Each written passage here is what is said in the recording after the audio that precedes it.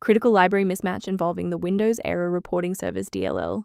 I'm Sophie Chen, a senior Windows developer, and I'll help you get your PC back to a stable state. Don't let Windows Error Reporting Service slow you down. The automated repair toolkit is available in the description. This is the Windows Error Reporting Service.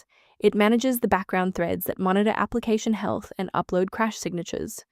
If this file is missing, the Problem Reports section of the control panel will remain empty, and the system cannot receive automated fixes for known third-party application crashes.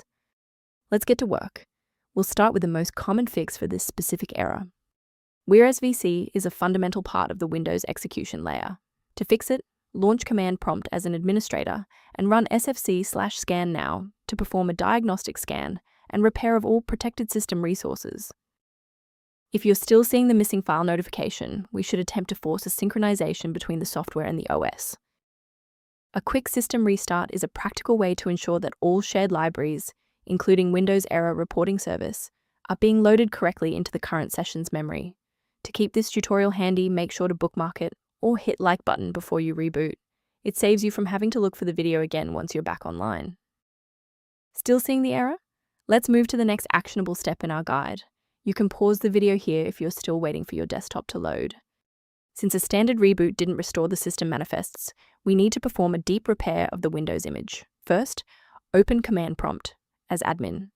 Second, you're going to type dism /online/cleanup-image/restore health, then hit enter.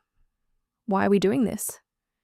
Well, this forces Windows to download a fresh master copy of the system manifests from Microsoft servers to replace corrupted source files that SFC can't fix on its own. Before concluding, I want to address a critical security consideration for maintaining your system's integrity.